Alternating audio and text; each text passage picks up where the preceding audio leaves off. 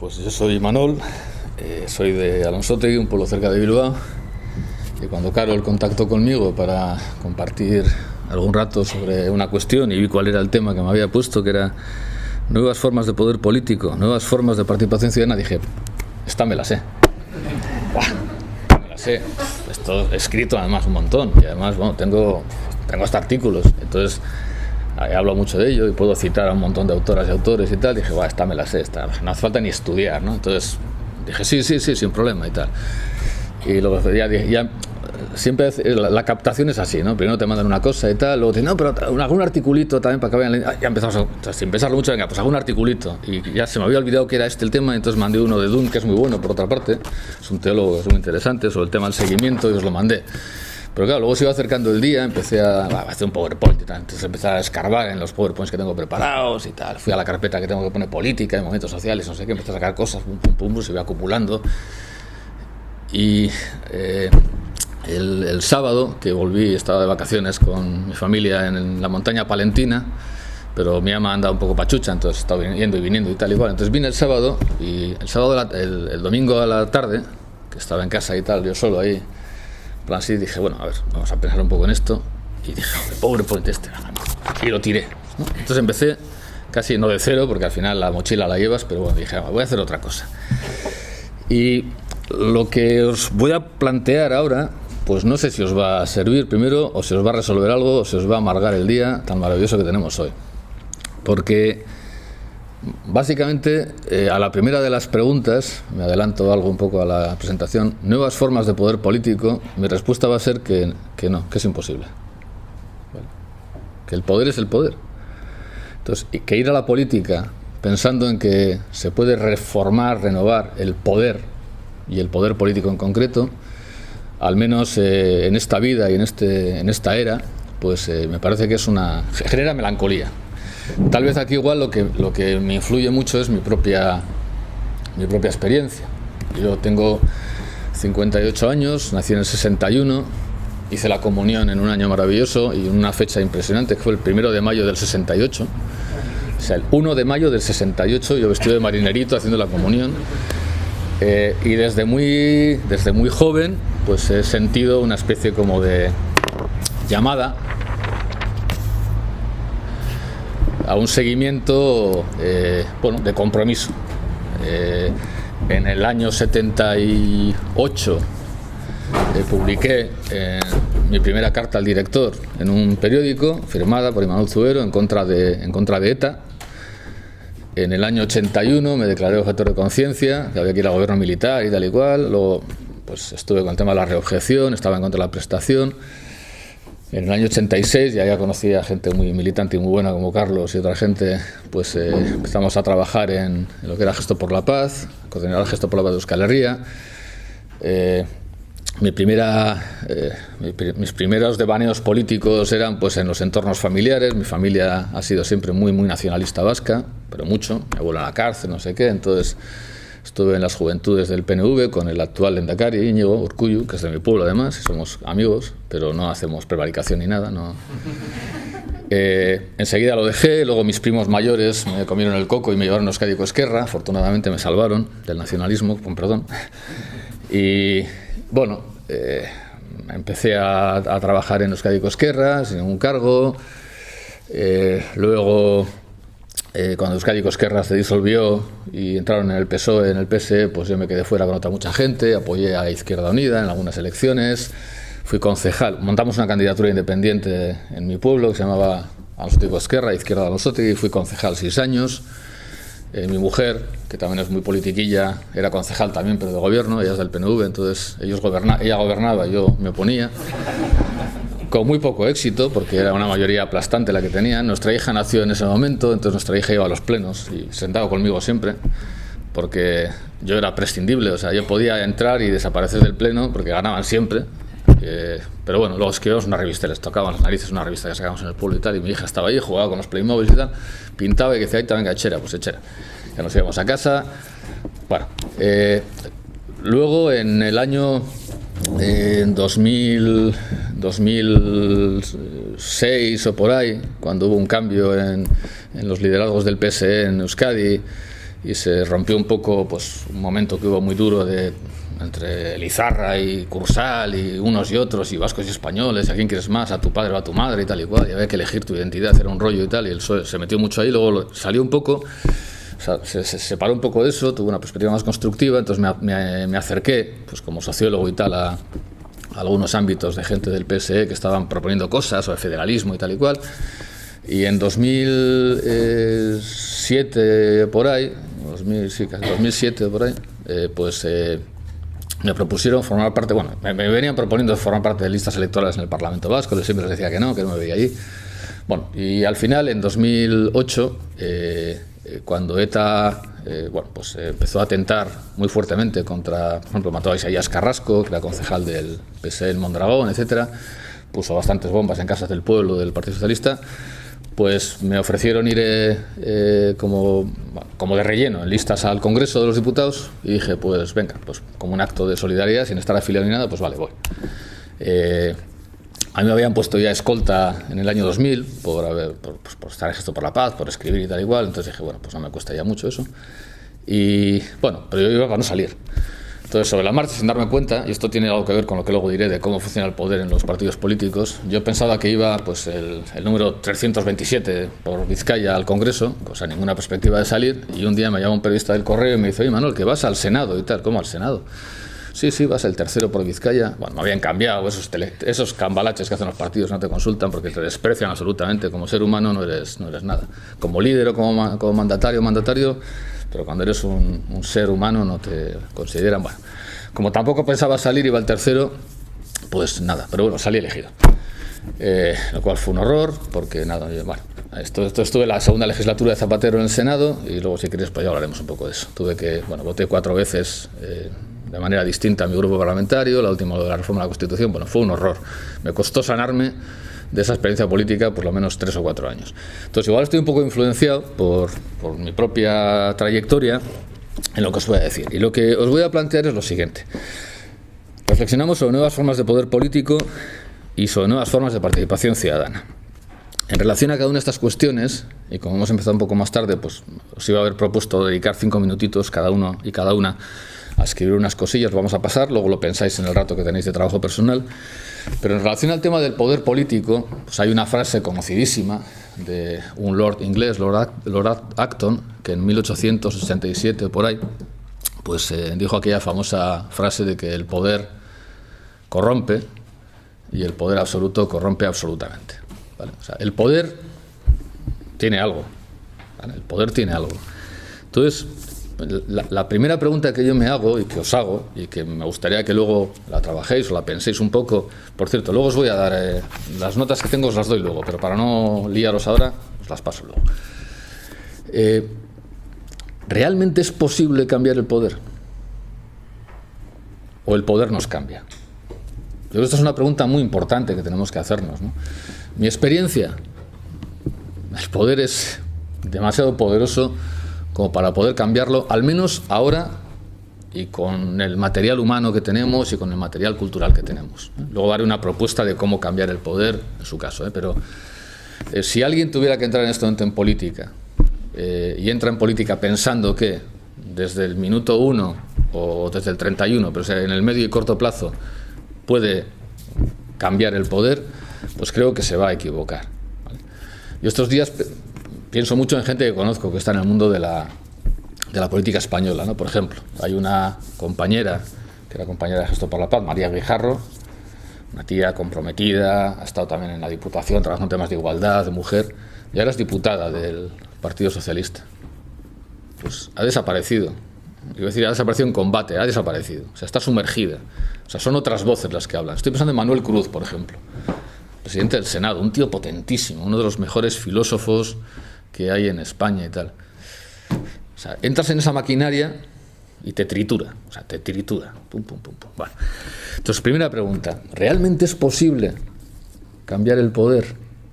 ¿O el poder tiene una lógica, una cierta autonomía que hace que en el fondo nos adaptemos, o nos cambie o nos expulse? Nos mastica y nos expulsa, ¿no? Bueno.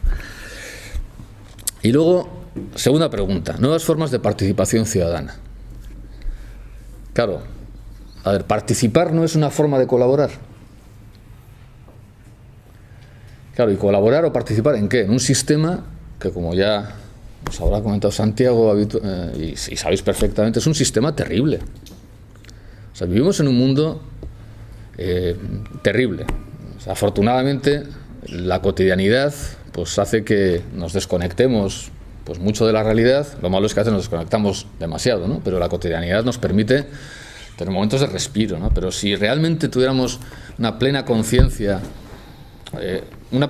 práctica, experimentada, emocional, de cómo está el mundo, acabaríamos, no sé, yo creo que muy cerca de la depresión o casi iba a decir del suicidio, ¿no? O sea, cuando nos dicen que estamos en una fase prácticamente ya de sobrepasamiento de cualquier límite ecológico, donde, como dice Jorge Richman muchas veces, la cosa ya no es si vamos a tener éxito, sino cómo fracasamos mejor. O sea, hemos fracasado ya. Cuando tanta gente está muriendo, cuando tantas mujeres asesinadas, Dios mío, o sea, de verdad, ¿podemos participar en eso? Estos días ha habido una cumbre del G7 en Biarritz, aquí mismito. Y ha habido un debate muy interesante sobre esto, que se ha trasladado un poquillo a algunos medios, ¿no? Se ha hecho una contracumbre, ¿no? Ahí estaban de alguna manera, en la cumbre del G7 en Biarritz, representada, pues eso, al mal en este momento, ¿no? Al margen de las voluntades personales de quienes han ido ahí, no entro a juzgar en este momento personalidades, pero al final ahí se toman decisiones que no modifican sustancialmente el mal del mundo, al contrario, a veces lo incrementan, ¿no? Y se ha hecho una contracumbre, pero claro, ya sabemos lo que ha pasado en muchas contracumbres, ¿no? Cuando a veces hay una confrontación muy fuerte con el sistema y el sistema también reacciona, pues usando la violencia legítima del Estado, pues al final la imagen que aparece es la de violentos manifestantes, que no sé cuántos, pum. Entonces, en este caso ha habido un intento muy serio, además conozco gente que ha estado allí, para gestionar bien la protesta de tal manera que se minimicen las imágenes de violencia, ¿no? Incluso ha habido voluntarios y voluntarias de la contracumbre que han estado delante de los bancos, no de los bancos de sentarse, sino de los bancos de dinero, para que no se actúe contra ellos, o de los McDonald's y tal, ¿no? Claro, esto ha generado un debate de la leche, ¿no? Entonces, luego veréis, ¿no? Pero ha aparecido, por ejemplo, en pintadas que decían el pacifismo colabora. O sea, y decían algunos críticos, la contracumbre llama a destrozar el capitalismo mientras cuidan los bancos con voluntarios. La incoherencia es esa. Claro, en lugar de participar, digo yo, en lugar de colaborar con una realidad política que refleja y refuerza realidades sociales y económicas radicalmente injustas, lo que nos correspondería no sería resistir, confrontar, denunciar, desobedecer, luego diremos cómo, ¿no? Pero bueno, a mí cuando luego pensaba un poco más allá de la teoría que ya me sé y de los autores y autoras que puedo citar de teoría política y de sociología política, cuando yo pensaba un poco más experiencialmente sobre esto, pues me salían estas dos cuestiones, ¿no? ¿Realmente es posible reformar el poder? Que haya un nuevo poder, o el poder es poder, y participar realmente no es colaborar. Bueno, son las dos cuestiones que me planteaba, y son dos cuestiones que de alguna manera pues reflejan pues seguramente los dos espacios de debate más profundos que se han dado siempre en la política, tanto en la teórica y sobre todo en la política práctica, ¿no? Dos debates que están interrelacionados, que metodológicamente voy a separar, pero que están interrelacionados y que expresados de otra manera pues puede ser esta, ¿no? Por ejemplo, la primera pregunta, la pregunta por el poder, pues nos remite al debate sobre institucionalización o desinstitucionalización de la política, democracia representativa o democracia directa, verticalidad u horizontalidad, tecnocracia y profesionalización de la política o poder popular, casta o pueblo. ¿Vale? Ahí se sitúa un montón de debates históricos que han generado un montón de confrontaciones y que siguen haciéndolo en el mundo en relación al tema del poder político. La segunda pregunta, la de la participación, pues nos remite a otros debates, ¿no? Los debates de reforma o revolución, que es un clásico, instituciones o calle, votación o movilización, mayoría aritmética o minorías éticas. Claro, hay una forma muy sencilla de resolver esto teóricamente, ¿no? Que es decir, oye, pues vamos a armonizarlo.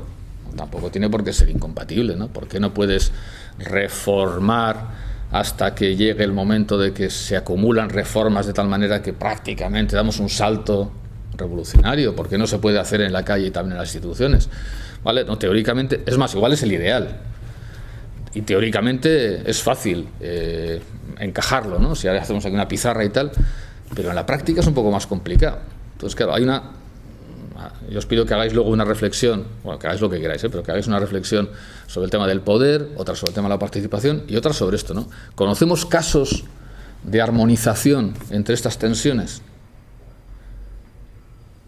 O sea, porque igual sí, ¿eh? O sea, igual, y me da igual que sea un caso a nivel muy local, muy micro, ¿eh? Es decir, mira, aquí hemos conseguido, o conozco un lugar en Zaragoza, en León, en Valencia, en Madrid, donde hemos conseguido, donde se está consiguiendo de que efectivamente pues se participe sin colaborar, sin ser colaboracionistas, bueno, ¿vale? Pero es muy complicado, ¿eh?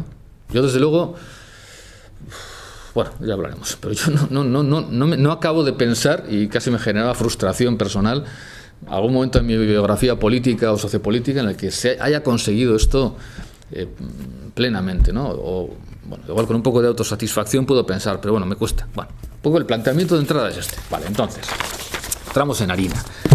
Y media acabamos, ¿eh? Vale. El tema de las nuevas formas de poder político. Como decía antes, y vuelvo a repetir ahora, yo lo digo desde un principio. Yo no creo, sinceramente, que haya posibilidad ninguna de que existan nuevas formas de poder político. En el tiempo de nuestra vida, ¿vale? O sea, el poder es el poder. Y tiene una lógica tremebunda. A ver, ¿qué es el poder? Pues hay una definición clásica de Max Weber sobre el poder que dice: poder es cualquier oportunidad en una relación social para imponer la voluntad de uno frente a la resistencia de otros, independientemente de qué dé origen a esa oportunidad. Por tanto, el poder básicamente es aprovechar oportunidades para imponer tus posiciones. Así dicho, suena horroroso, ¿vale? Pero al final, ¿quién no quisiera, de quienes estamos aquí, tener la oportunidad de poder, imponer, sí, de sacar adelante pues, los objetivos de un mundo más igualitario, más justo, más autocontenido, más no sé qué? O sea, ¿quién renunciaría a eso? No, es el poder.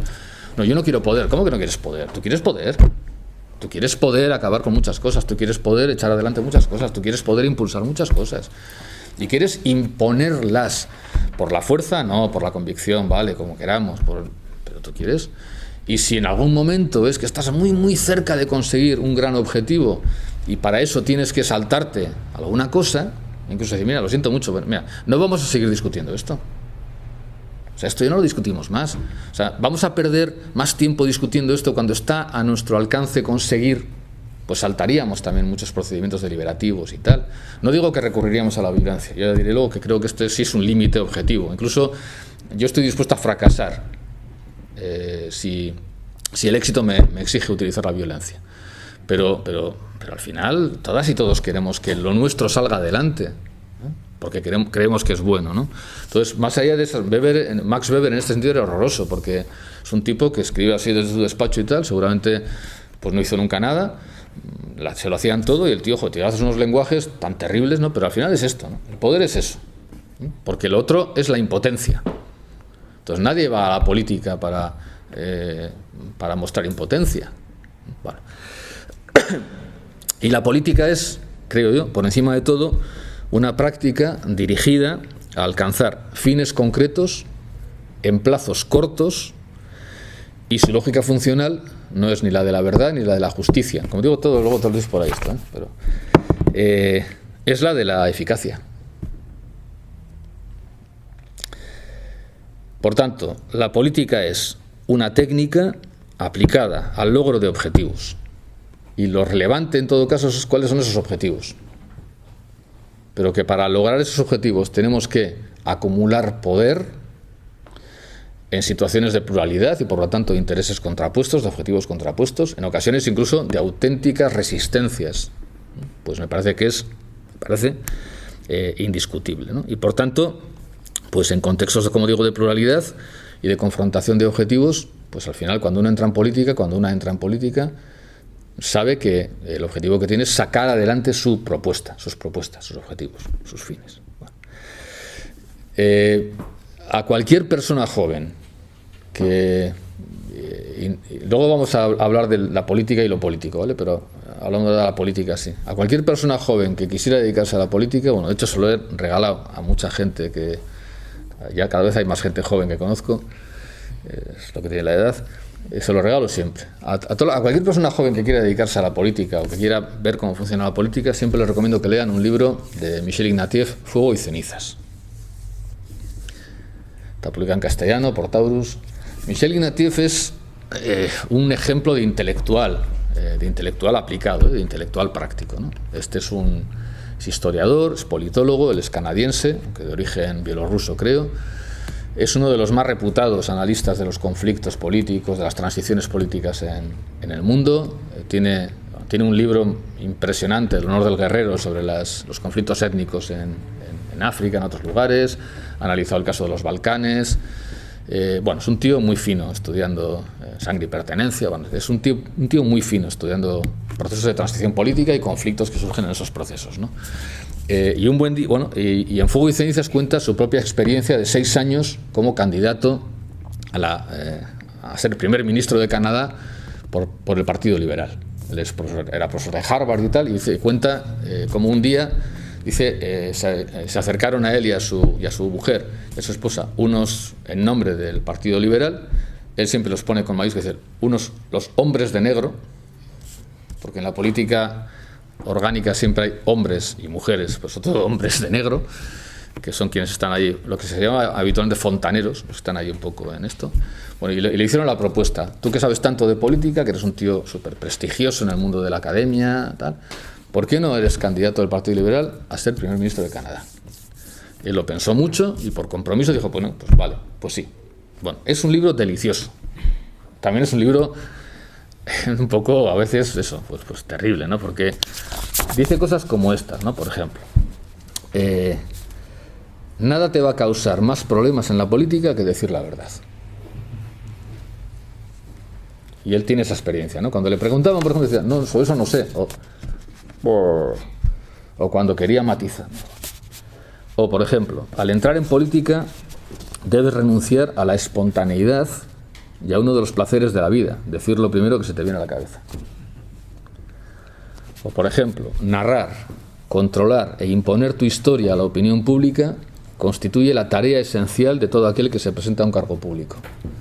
Bueno, algo de eso estamos viendo estos días en España con el tema del gobierno, ¿no? La narrativa, ¿no? El relato. O, por ejemplo, dice, la política real no es una ciencia, sino más bien un intento incesante de unos avispados individuos por adaptarse a los acontecimientos que la diosa Fortuna va situando en su camino. Mientras que el medio natural de un pintor es la pintura, el de un político es el tiempo, porque debe adaptarse continuamente a sus cambios repentinos, inesperados y brutales.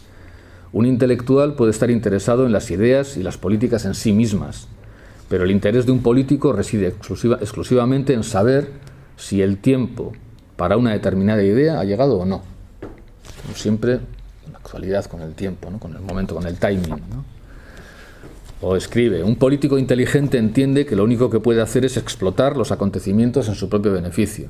Aunque siempre se califica a los políticos de oportunistas, el arte de la política consiste esencialmente en ser un maestro del oportunismo. Bueno, así todo, tiene 100.000 de estas, así todo, pues también va a escribir, dice, he vivido esa vida de 6 años de político práctico, intensamente, y a pesar de sus momentos amargos, todavía la echo de menos. O sobre todo escribe, este libro rinde tributo a la política y a los políticos. Salí de mi experiencia con un acrecentado respeto por los políticos como clase y con una fortalecida fe en el buen juicio de los ciudadanos. A veces cuesta creer que esto se pueda concluir después de leer el libro, ¿no? Pero, vale, o sea, todo lo que él dice y todo lo que yo puedo decir en relación al poder político, a la política, no dice nada en absoluto en contra de la necesidad, del valor, de que hay buenísima gente y tal y cual, pero es el mundo que hay. Es decir, es como, no sé, es como, bueno, iba a decir, como pensar que el dentista te puede tratar sin hacerte sufrir un poco, ¿vale? Has avanzado mucho, ¿no? Pero, o sea, es que hay una lógica en la política que es esta. Y entrar pensando que es otra cosa creo que es equivocarse, ¿no? Es verdad que hay aproximaciones a la política y al ejercicio del poder en este ámbito que son distintas de la de Max Weber o de las que puede reflejar Ignatieff, ¿no? Y no es casualidad, creo yo, que la mayoría vengan de analistas, de teóricas, de filósofas mujeres, ¿no? Por ejemplo, Hannah Arendt. Hannah Arendt tiene muchos trabajos sobre esto y tiene un ensayo relativamente breve que se titula justamente ¿Qué es la política? Claro, da una definición de política que parece que está en las antípodas de la de Weber, ¿no? Cuando se pregunta Hannah Arendt qué es la política, dice: la política trata del estar juntos y los unos con los otros los diversos. Estar juntos y los unos con los otros sabiéndonos diversas y diversos, ¿no? Claro, esto es muy distinto. En este caso se está pensando de decir no tanto cómo impongo mi posición, sino cómo concilio mi posición con las diversas y los diversos, ¿no? Bueno. Y cuando habla del poder, pues dice: el poder y la violencia son opuestos. Esto lo dice en Crisis de la República. Donde uno domina, absolutamente falta el otro. La violencia aparece donde el poder está en peligro, pero confiada a su propio impulso, la violencia acaba por hacer desaparecer al poder. Esto implica que no es correcto pensar que lo opuesto de la violencia es la no violencia. Hablar de un poder no violento constituye en realidad una redundancia. La violencia puede destruir al poder, pero es absolutamente incapaz de crearlo. Bueno, por tanto, de alguna manera, ella siempre está diciendo: estoy dispuesta a renunciar a un paso por conseguir mis objetivos. Aunque tenga que quedarme sin conseguirlos, pues no voy a recurrir a la violencia y tal, ¿no? Claro, en realidad, Hannah Arendt aquí no está hablando tanto de la política, cuanto de lo político. No quiero liaros con distinciones un poco así abstrusas, pero diferenciar entre la política y lo político es muy importante. Es muy importante. Esta es una distinción clásica, se hacía en el marxismo y tal, hay mucho por ahí. Esta la hace sobre todo mucho últimamente Chantal Mouffe, cuando habla de la política y de lo político. Bueno, pero para ir a lo concreto, por ejemplo, pensemos que en castellano solo tenemos una palabra para hablar un concepto para hablar de política, que es política. En inglés diferencian entre tres términos. Hablan de polity, hablan de politics y hablan de policy. ¿Vale? Polity, politics, policy. ¿Qué es la policy o qué son las policies? Son políticas aplicadísimas, son planes, ¿vale? Son leyes, son regulaciones, son reglamentos. Es el resultado final un poco de la acción política, ¿no? Al final, pues lo que se hace en política aparece como decreto, ley no sé qué, o norma no sé cuál, o tal, ¿vale? Esas son las policies, la policy. Si remontamos un poco, están las politics. ¿Y qué son las politics? Las politics son ese escenario que normalmente se produce en medios de comunicación, parlamentos y tal, donde personas organizadas políticamente, pues confrontan. Es lo que hasta ahora hemos venido hablando un poco desde la perspectiva de Weber, ¿no? Gente que va con ideas, con proyectos sociales distintos, confronta con otras y con otros, e intenta sacarlos para adelante, ¿no? Que luego se concretarán en normas, en policies. Es la política de la que habitualmente hablamos, ¿no? Cuando pensamos en la política, ¿en qué pensamos? En Sánchez, en Iglesias, en no sé quién, en no sé cuántos, en que vaya lío, en que no se ponen de acuerdo, en que mira con lo que nos dicen, mira qué declaración han hecho, mira no sé cuántos, en el concejal, en la concejala, en la alcaldesa, no sé qué. Esa es la politics. Pero hay un nivel superior que es la polity. La polity tiene que ver no tanto con criterios estratégicos, sino con criterios normativos. Son las preguntas sobre qué modelo de sociedad queremos, qué tipo de ciudadana y ciudadano queremos educar, cuál es el sentido de una buena vida en una sociedad como la nuestra, qué responsabilidades tenemos entre nosotras y entre nosotros y para con otras y para con otros, ¿vale? Hasta qué punto somos una buena gente, una buena sociedad, un buen país. ¿Hasta qué punto estamos orgullosos y orgullosos de lo que hacemos? ¿Hasta qué punto lo hacemos bien? ¿Hasta qué punto? Vale. Esa es la polity. Cuando Hannah Arendt habla de esa concepción que ella tiene de la política, estamos bien pensando en esto. Y a mí también me gusta mucho trabajar en este nivel.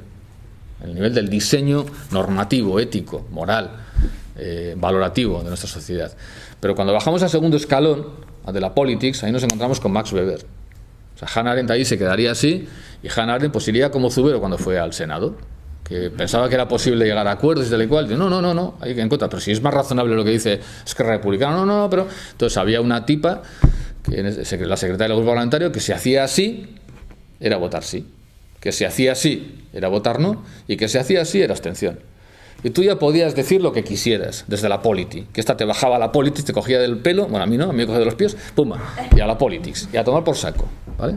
Y si había que cambiar sobre la marcha la posición, se cambiaba. Bueno, entonces, es muy importante ver que la crítica de la politics no supone en absoluto, al contrario, la crítica de la polity, ¿vale? Y que, bueno, el problema es dónde nos podemos encontrar haciendo política, personas como nosotras y nosotros.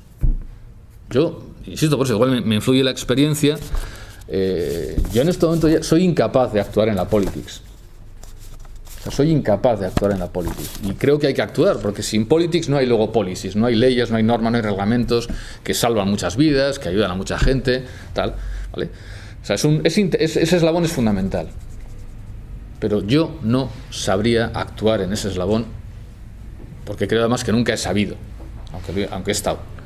O sea, ahí yo creo que me pierdo muchas cosas, creo que no es mi lugar. Lo mismo que no sabría hacer colonoscopias, pero alguien tiene que hacerlas, ¿vale? Entonces, bueno, es un poco lo que os quiero plantear. Entonces, ¿cuál sería mi apuesta? Pues mi apuesta sería, y aquí claro, aquí ya me pongo exquisito, esto es lo más fácil, mi apuesta sería pues por una nueva polity, más que por una improbable nueva politics. O sea, yo si tuviera que redefinir el título de esta reflexión sería nuevas formas de poder político. Bueno, serían nuevas formas de polity. Es decir, un planteamiento más normativo o ético que estratégico, más en el terreno del querer, del desear, del aspirar, del soñar, de imaginar, que del poder. Y aquí hago otra acotación. No me refiero ahora ni a planteamientos, bueno, de fuerte carga discursiva, y como por ejemplo hay un autor, John Holloway, que es muy interesante, que tiene un libro maravilloso que tenéis aquí. Aquí vais a encontrar varios links. Os puedo mandar también y hay un link al libro este de Holloway. De hecho, he pirateado algunos libros, lo siento. Que es Cambiar el mundo sin tomar el poder. Holloway es un investigador que él es norteamericano, pero tuvo hasta la experiencia de estar desde el principio en Chiapas con los zapatistas sobre la Candona, y él considera que si quieres cambiar el mundo ocupando el poder, no consigues nada, que la única estrategia de cambiar el mundo es no tomar el poder, ¿vale? Desde fuera, desde los márgenes.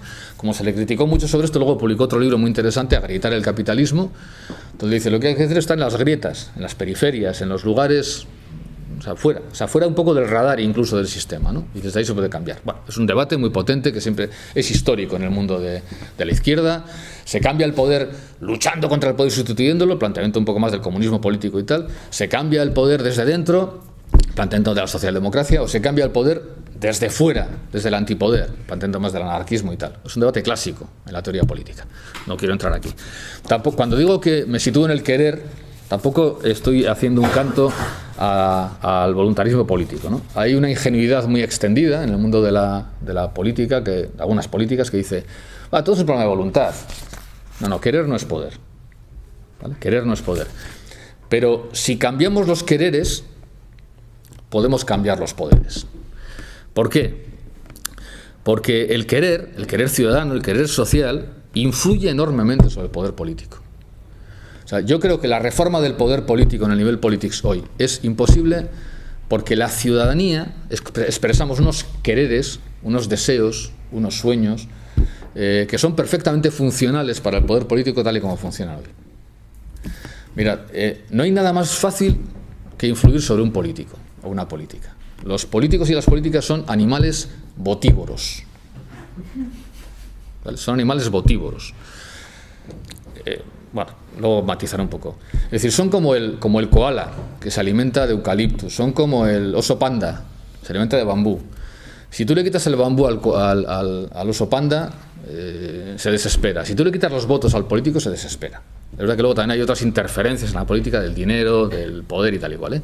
Pero básicamente los políticos están absolutamente adiestrados para captar por dónde van las preferencias electorales de la gente. Es así de sencillo. ¿Por qué en España fue posible, además de que porque no tiene grandes costes económicos, porque la economía, como digo, influye ahí, pero por qué fue posible en España que una reforma como la reforma que hizo Zapatero del matrimonio homosexual saliera adelante? Pues porque hubo un montón de gente, gays, lesbianas, que salieron del armario, que se organizaron y que empezaron a mandar el mensaje, oye, mira, Luego habrá marotos en el PP, ¿eh? Luego cada uno somos individuos soberanos, ¿eh? Y hacemos lo que queremos. Pero, mira, si quieres que te votemos, leches, ten en cuenta nuestro proyecto, ten en cuenta nuestro programa, ten en cuenta nuestros quereres. Y si no te vamos a votar, ¿cómo te vamos a votar si estás en contra de nuestra situación vital, emocional y tal y cual? Y yo siempre me pregunto, ¿cuándo va a salir la solidaridad del armario en España? O sea, ¿cuándo vamos a ir un día a unas elecciones diciendo, mira, sabemos que hay cosas muy importantes, la vivienda, el no sé qué, la educación, pero el elemento emergencia climática, y al que no firme esto no lo votamos, luego la gente haremos lo que queramos, ¿eh? O sea, y eso cambia los poderes, o sea, reorienta el poder. Ahora, mientras lo que queramos sea, pues eso, pan y circo, pues nos darán pan y circo. Entonces, tampoco es verdad que tengamos los gobernantes que nos merecemos, pero un poco sí. No nos los merecemos, porque ni siquiera nosotros nos merecemos lo que tenemos, pero son producto, o sea, no son extraterrestres que están por ahí, ¿vale? Entonces, yo optaría más por trabajar en eso, es decir, por pensar la política como poliética, como ética de lo colectivo, ¿no? Que decía Paco Fernández Boy en un libro maravilloso titulado Poliética, ¿no? Cuando se hablaba del 15M, Jordi Mir, por ejemplo, definió, y ahora voy ya muy rápido porque me quedan solamente 10 minutos, definió el 15M como un proyecto democrático. Parece muy bonito. Cuando en Gesto por la Paz discutíamos sobre nuestro carácter como movimiento, decíamos que éramos prepolíticos. Es decir, no estábamos en el terreno de las politics, sino de la polity, ¿no? Bueno, es moverse un poco ahí, ¿no? Bueno. Por tanto, y termino, solo cambiaremos la política del poder o el poder político desde una ciudadanía poderosamente polietizada. Tenemos que polietizarnos, no solo politizarnos, es decir, tenemos que subir el escalón hasta la polity, ¿no? No cambiaremos la lógica funcional, o sea, la política en el escalón politics funciona siempre igual, tengo que ganarte, y tengo que ganarte ya, y tengo que ganarte ahora, pero sí cambiaremos los objetivos de ese poder, que me parece que es lo más importante, y en lugar de ir en unas direcciones, G7, no sé qué, no sé cuántos, pues iremos en la dirección de la justicia global, la sobriedad, la autocontención, la sostenibilidad, la igualdad, los cuidados, etcétera. Vale.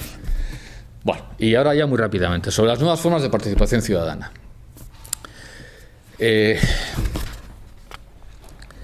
Bueno, decía yo al principio que la expresión más clásica de este debate es el que enfrenta reforma y revolución.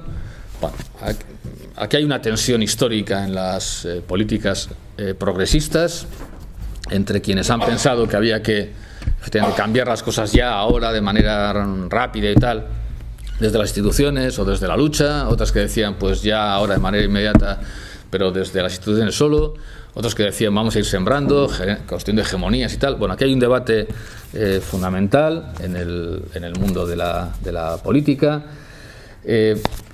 A ver, a mí me gusta mucho los intentos de síntesis que hacen algunos autores, algunas autoras, ¿no? Por ejemplo, Boaventura Sousa Santos, que no he citado aquí ya para no cargar más, pero habla mucho de la traducción de saberes y de prácticas, ¿no?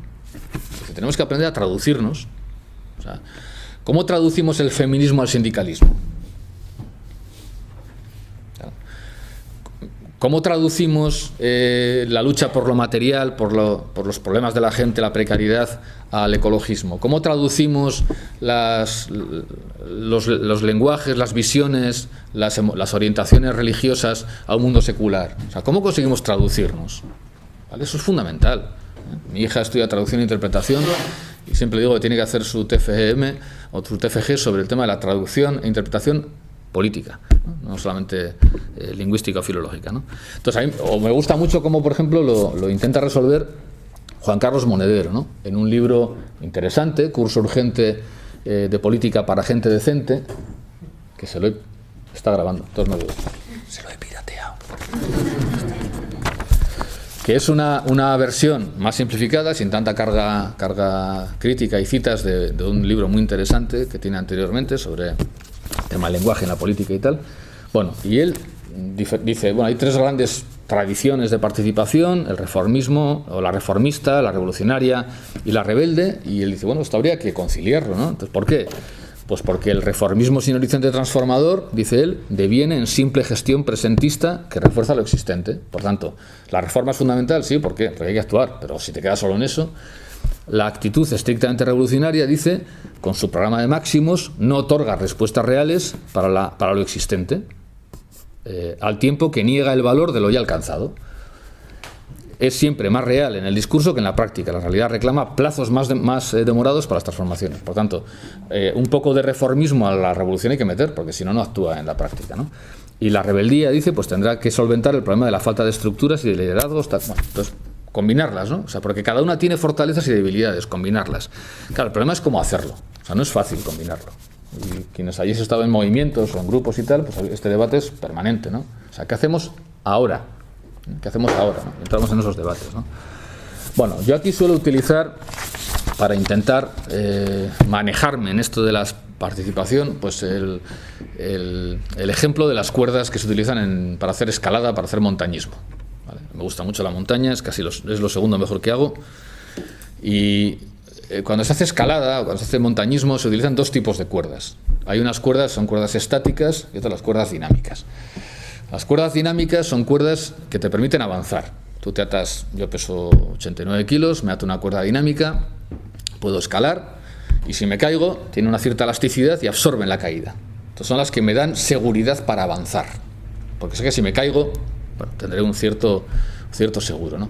Ahora, una vez que hemos avanzado mucho, sobre todo en grandes expediciones, si quieres equipar una vía, si quieres dejar una cuerda permanentemente, no pones una cuerda dinámica, pones una cuerda estática. Porque las cuerdas dinámicas aguantan caídas, pero no aguantan muchos tirones, ¿no? O sea, no aguantan mucho peso, perdón. Las cuerdas se ponen cuerdas estáticas. A veces cuando haces por ahí, pues rutas que hay cuerdas, son cuerdas estáticas. Una cuerda estática no aguanta una caída, yo me la ato y la rompo, pero puede subir pues igual 4.000 kilos, ¿no? Entonces, las cuerdas estáticas sirven para estabilizar, sirven para asegurar el camino recorrido. Las cuerdas dinámicas sirven para avanzar, sirven para arriesgarte. Yo creo que las instituciones son básicamente cuerdas estáticas. Los partidos son básicamente cuerdas estáticas. Los sindicatos son cuerdas estáticas. Son fundamentales. O sea, sin ellas, sin ese tipo de instituciones políticas, cualquier avance que hagamos queda en el vacío. O sea, luego al final hay que sustentarlo. En una mesa de negociación, en una firma, en una norma, en una ley. Pero no sirven para avanzar. O sea, no sirven para avanzar. Yo no espero ningún avance significativo en ninguna de las grandes cuestiones que tenemos hoy sobre refugiadas y refugiados, cambio climático, precariedad, que salga de ahí. O sea, no. Ahora sí espero que puedan salir de otros espacios de movilización, de otros lugares de participación, que cometerían un enorme error si solo confrontan con las instituciones. O sea, si solo sabemos confrontar con las instituciones, seremos una escaladora que está permanentemente avanzando terreno, cayendo, sí, no pegándose contra el suelo, si tienes suerte, pero volviendo otra vez al punto de salida. Cada uno se colgó, venga, otra vez. O sea, hay que confrontar con las instituciones, pero hay que saber buscar la manera de que esas instituciones luego consoliden los avances realizados, ¿no? Y por eso, pues teniendo en cuenta todo lo dicho anteriormente, pues yo creo que no os extrañará que yo hoy, en este momento, bueno, creo que en realidad ha sido casi siempre así, pero bueno, hoy desde luego en este momento, pues confiese que mi opción preferencial por la participación es aquella que se realiza pues en movimientos sociales, en acciones de la sociedad civil. Bueno, y esto lo he trabajado pues mucho por ahí, ¿no? Y esto además tiene un valor importante, porque el individuo en las instituciones prácticamente desaparece. Yo os decía antes, perdonad por esta batallita del abuelo Cebolleta, que en 4 ocasiones me individualicé en el grupo parlamentario socialista en el Senado. Bueno, en más, yo era portavoz de Cultura y también tuve que llevar adelante sacar la ley de víctimas, colaborar a sacar la ley de víctimas del terrorismo. Bueno, pues yo subí ahí a la tribuna, pero cuando lo hacía en representación porque decía lo que mi grupo decía, bueno, yo era uno más, ¿no? Yo me signifiqué individualmente cuando dije que no, o cuando me abstuve ante cosas que decía el partido que había que decir que sí, ¿no? Por ejemplo, la última fue la reforma de la Constitución, el 135. Después de hablarlo mucho con otro compañero, con Roberto Lertxundi, que era un histórico del Partido Comunista, que estaba también de senador del Estado Autonómico, pues decidimos que no podíamos apoyar esa reforma. Lo expresamos, nos recibieron muchas críticas, nos llamaron de todo, y al final yo iba a votar que no. Él me convenció de que no se podía votar que no contra tu propio grupo, como mucho abstenerte. Bueno, nos abstuvimos, y fue lo que más me representó. Al final, si todavía miráis hoy en algún buscador de prensa digital, pues aparece en El País, creo que era al final, aparece una noticia que parece más bien el título de una especie de películas estas de Alfredo Landa y tal, de los años 60 en España, que era el sociólogo y el ginecólogo, los dos senadores socialistas que no han apoyado, porque yo soy sociólogo y Roberto es ginecólogo. Entonces, una película así como estas, medio de Alfredo Landa y de Sacristán. Bueno, pues bien, pues fue mi momento, entre comillas, de gloria individual, pero no sirve para nada. ¿Vale? Entonces, la política institucional es, por definición, te colectiviza, lo cual no es malo, ¿eh? Dunn dice aquí una cosa muy importante, y es que, que individualmente, que el llamamiento al seguimiento de Jesús es individual, pero al final se concreta en una comunidad o en un grupo. En cambio, el individuo en la sociedad civil es muy importante. O sea, somos muy importantes en la sociedad civil. O sea, tenemos mucho. O sea, podemos generar muchas diferencias. O sea, aquí ya sé que hay siempre un debate sobre individuo, estructura y tal, o estructura-agencia. Soy sociólogo, no voy a entrar en eso y me lo sé. O sea, no defiendo el individualismo, ¿eh? Pero es verdad que cada ser humano, o sea, cuenta mucho, ¿no? O sea, yo creo que sabemos perfectamente que la historia está llena de momentos en los que la acción de un solo individuo ha marcado diferencias, y también sabemos, y te lo decía muy bien Antonio Gramsci, de que la indiferencia, decía él, es el peso muerto de la historia, ¿no? Entonces, la capacidad que tenemos los seres humanos de decir, no, yo no. Mira, lo contaba ayer en Twitter, ¿no? El otro día hicimos una farimerinda, una merienda-cena y tal, una cuadrilla, y en Bilbao, en un restaurante, y Nieves, una compañera, pues fue la única que se le ocurrió decir, no, pedimos agua, también pedimos cerveza, ¿eh? Pero pedimos agua y vino, pero dijo, no, en botella no queremos. Del grifo, sí, del grifo. Oye, yo pensaba, joder, si en este momento las no sé cuántas cuadrillas que hay o gente cenando y tal en Bilbao hicieran eso, es un mensaje bien interesante, ¿eh? Cuando además ayer leíamos que Nestlé va a utilizar el agua de no sé qué lago en no sé dónde, que bueno, una barbaridad, ¿no? Bueno, entonces, pues mi opción sería un poco más por eso. Entonces, mi invitación o mi propuesta sería trabajar la poliética, valorar mucho la politics, pero trabajar más en la política. Creo que si no hay cambios en la política, el poder lo que va a hacer es reproducir siempre la política que tengamos. Si tenemos una política que se orienta solamente por el consumo, por el bienestar personal, por el triunfo de la nación, por no sé qué, no sé cuántos, pues la politics reproducirá todo eso. Si tenemos una política que opta por otros objetivos, la politics acabará también apoyando esos objetivos. La politics no es más que una especie como de mediador entre nuestros horizontes sociales y personales y las prácticas. Y yo creo que donde mejor se cambia la política hoy es en la sociedad civil, en las organizaciones de la sociedad civil. Termino con un textito de Marco Rebelli, que me gusta mucho este hombre, en un librito publicado por Trota, que titula La política perdida, para dar una especie de toque de cierto optimismo en una intervención que igual no ha sido tanto. Dice Marco Rebelli, decenas, quizás cientos y miles de mujeres y de hombres, en los intersticios del desorden global, están por la tarea de reanudar los lazos, de cerrar las heridas, de elaborar el mal, reparando desde abajo los daños que los desarraigados flujos de la economía y de la política, del mercado y del Estado producen. Todavía no son el presente, son como mucho el vago presagio de un futuro, de una posible política del futuro. Podrían fracasar, sin duda, porque los hombres de la tribu resulten más sordos de lo admisible y, por tanto, incapaces de escuchar y de acompañar. Es verdad, sin embargo, que si se les da la libertad para actuar y pensar, si se les da el tiempo largo que todas las mutaciones antropológicas exigen, si no los aplasta la presión desde arriba de los viejos leviatanes, serán ellos y ellas, las mujeres y los hombres que ya tienen un pie en la ciudad planetaria, los que ofrezcan el núcleo impulsor de un nuevo posible paradigma de la política. Bueno, yo creo que ahí es donde se está generando en todo caso esas nuevas formas. Más en la base, más en la polity que en la politics. 10:30.